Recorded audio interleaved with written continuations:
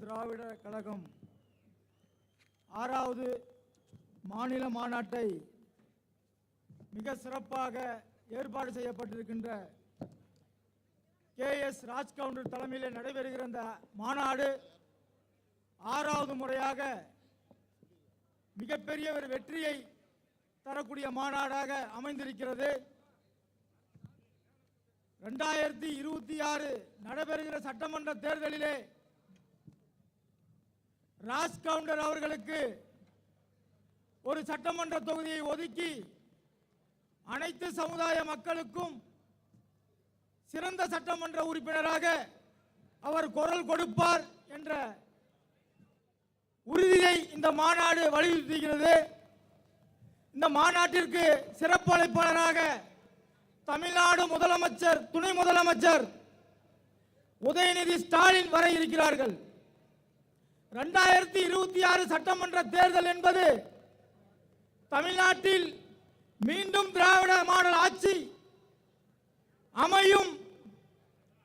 புதிதாக வந்திருக்கக்கூடிய ஒவ்வொரு கட்சியும் இன்றைக்கு கும்மாளம் போட்டுக் கொண்டிருக்கிறாங்க.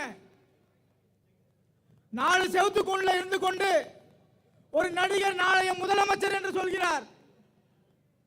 தமிழ்நாடு வரலாறு தெரியாது, தமிழ்நாடுடைய தலைவருடைய பண்பாடு தெரியாது, இவர் நாளைய முதலமைச்சர் என்று சொல்கிறார். அதே போன்று பாரதிய ஜனதாவோடு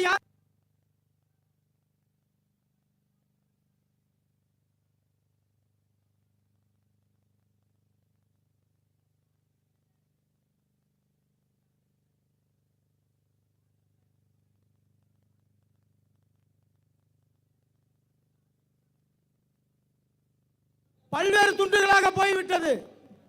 செங்கோட்டையன் ஒரு பக்கம், OPS ஒரு பக்கம், சசிகலா ஒரு பக்கம், தினகரன் ஒரு பக்கம், அதே போன்றுதான் பாட்டாளி மக்கள் கட்சி.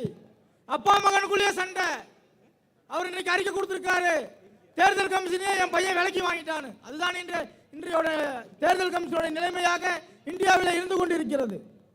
ஒட்டுமொத்தத்தில் 2026 திராவிட ஆட்சி மீண்டும் வளரும். இதுதான் தமிழக மக்களுடைய வாக்குறுதியாக இருக்கிறது.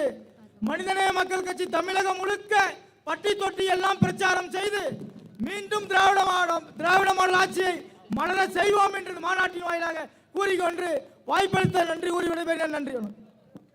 நன்றி. வரக்கூடிய நிர்வாகிகள், தோழமை கட்சியினுடைய கட்சி தலைவர்